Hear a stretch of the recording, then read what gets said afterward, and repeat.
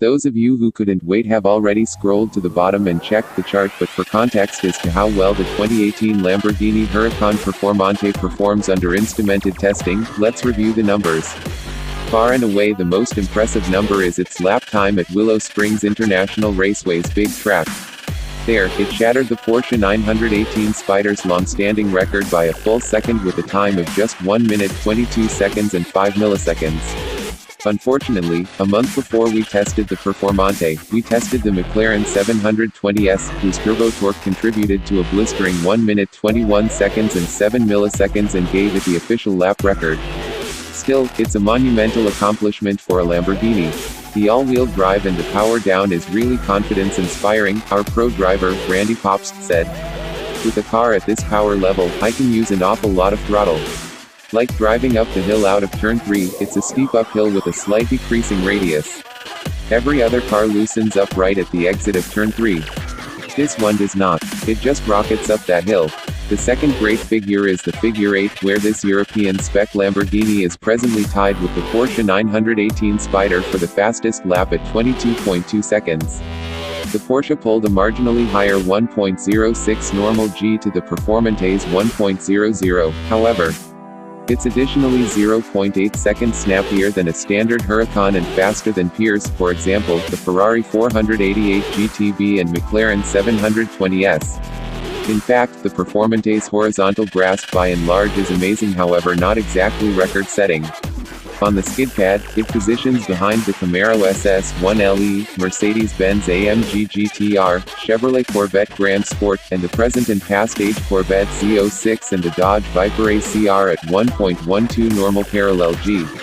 It's a comparable circumstance in speeding up. The Performante cuts 0.2 seconds off the standard Huracan, hitting 60 miles per hour in 2.6 seconds.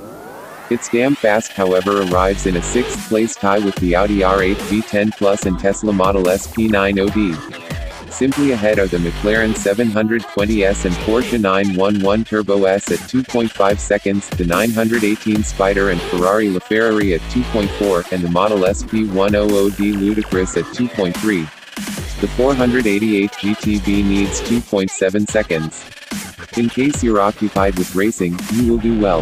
With a 10.4 seconds slipped by time at 134.5 miles per hour, the Performante is tied with the Lamborghini Aventador SV and Bugatti Veyron 16.4, and it is fifth generally speaking behind the LaFerrari, McLaren P1, 918 Spyder, and 720S. The 488 GTB runs a 10.6. The Huracán Performante is top 5 in braking, as well. Tied with the Viper GTS, 911S, Camaro SS1LE, 720S, last-gen Corvette Z06, and Ferrari F430 Scuderia, the Performante prevents from 60 miles per hour in 93 feet. In front of it are the Corvette Z06 and Grand Sport and the 911 Turbo S. The 488 GTB needs 94 feet. More fascinating than the crude numbers is the way the Performante conveys them. One of the last normally suctioned supercars, the Performante's increasing speed bend is a wonderfully straight crescendo as the nearly low torque offers approach to world-class drive. The more you extend it toward its 8,500 RPM red line, the more power it appears to make. The limiter goes ahead hard with zero cautioning, so you must watch out for the tack. The engine sounds like it could turn to twofold its cutoff, and the power never lets off. There's a sure wonder to that normally suction torque.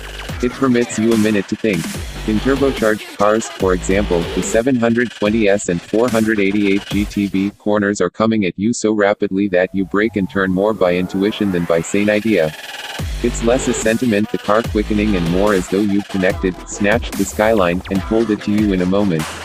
The Performante fabricates its speed in a less dumbfounding way, giving your cerebrum a brief moment to acclimate to the quickly obscuring view out the windshield. It likewise affords you an extra pad of control leaving a corner. Driving any car quick is about smooth data sources, and the should be smooth on the throttle heightens with control. Having all that turbo torque accessible the minute you split the throttle leaving a corner accompanies an incredible duty to apply it sensibly, or you wind up in reverse in a jettison. Less torque and a similarly continuous implantation facilitates the psyche as you move into the throttle leaving corners. The engine's powerful, but it's not crazy because it's naturally aspirated, and we're not dealing with a huge amount of torque, Randy said. I think it just revs. It pulls well all the way to the red line. It has a very linear power curve. It is not peaky, and that makes the car a lot easier to drive, frankly. I have no fear that I'm going to break the tires loose and spin them. I would even like to a little bit, and I did get a little drift once or twice, and it was just a sweetheart thing. It is a terrific handling car. It's easy to go fast with it. Some portion of this is additionally the Performante's great steadiness. On the skid pad and course, we could incite little mid-corner understeers and similarly little exit oversteer, yet nothing more. On the road, the dealing with is splendidly impartial, and the hold feels boundless.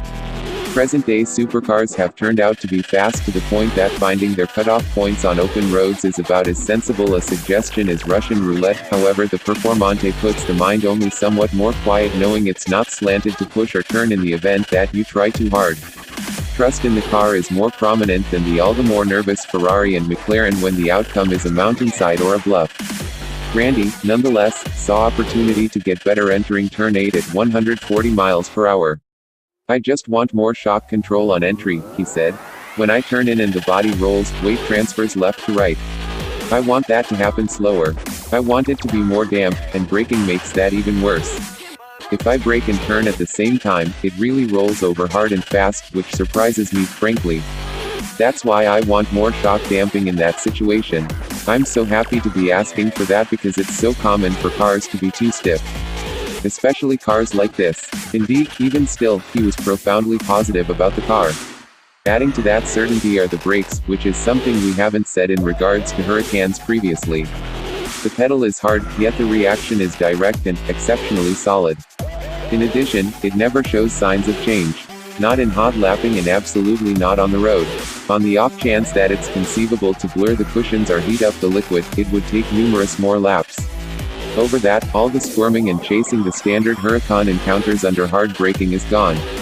Randy found that hitting the brake pedal too forcefully could exasperate the abs, yet it's effectively represented with a smoother foot. By and large, the Performante gives you a chance to push your braking focuses, continually finding some additional ceasing power when you think you've pushed them too far. The brakes are very effective, Randy said. They don't take a lot of pedal effort, which I love. I'm very happy with the braking on the car. It didn't change a bit. Nothing like fade or hot calipers or anything in the behavior. We can't state the amount of this dependability is straightforwardly inferable from the alla aerodynamica Lamborghini Adava dynamic streamlined features framework in light of the fact that there's no real way to turn it off for a consecutive test. Randy is wary it's having a major effect, yet the standards absolutely include up paper. Folds at the front of the car can coordinate air under or around it, changing aggregate drag and downforce. Valves in the back wing can enable air to escape vents on the underside of the wing, slowing down it and decreasing downforce both altogether and side to side. I can't feel it, he said, and I don't see a negative to having downforce on both sides. I want downforce all the way across the back, all I can get. What we can let you know is the means by which the car feels and how extraordinary it is than a standard Huracan. Where there's a trace of Audi detached ability to the standard car, the Performante feels invigorated. The directing has shocking road feel and criticism for an all-wheel drive car, something Lamborghini has battled with before. The backside appears to jump into turns and is anxious to point the car at the time you break the wheel. However, it's sufficiently only to feel energetic without scaring you into attempting to countersteer and oversteer that isn't coming. The car needs to hand over a way that no road Lamborghini, not even the Aventador SV, ever has. It has a chip on its etched shoulder and is on edge to demonstrate to you exactly how great it is in a corner. The steering is light, which I like, Randy said. Whoever's setting this car up is after my own heart, and the handling balance is a little bit of understeer in the middle of the corner. It has what I like, a 2 or 3 understeer out of 10. It almost never gets loose. The only way it can get loose is with a super aggressive entry brake and turn in. The tire grip's amazing, and the tires break away so slow at the limit. I love the behavior at the limit. Yin to the taking care of Yang is the ride quality, which is striking in a car that posts these sorts of numbers. Lamborghini's first go at magnetoriological stunts on the standard Huracan felt incomplete and immature, yet no more. For as meager body move as there is at the track, the Performante is shockingly agreeable and agreeable on the road. It's firm, certain, however in no way like the rebuffing Aventador SV or the scandalous Camaro 1 Zelati 1LE. It's not exactly Porsche 911 supple, but rather it's nearer than you'd ever anticipate. In like manner, the standard calfskin seats are both agreeable and fittingly strong. The discretionary produced carbon basins are just somewhat more steady and, all the more shockingly, not awkward. Of course, there's no cushioning under the Alcantara, however the seats are expertly formed, and the settled lean back point is perfect. You could really do long separations in them without thinking twice about it, which is more than can be said for the ones in the Aventador SV. In either situate you sit ideal on the floor of the car, yet despite everything you're watching out weapon opening windows. Gratefully, the outward perceivability is superior to you'd think. The back wing is sufficiently tall that it doesn't block rearward perceivability, and the little back quarter windows are really helpful in checking your blind sides previously combining.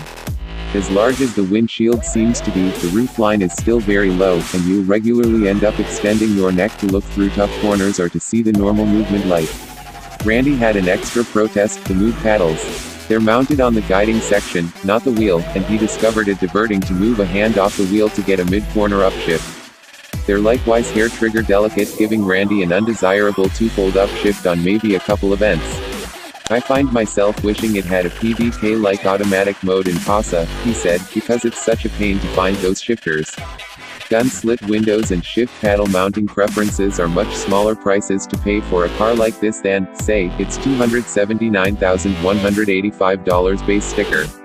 That's $30,000 more than the Ferrari, but it's also just about a $10,000 savings over the McLaren, as if such things matter to people who spend more on a single car than the average home price in the US.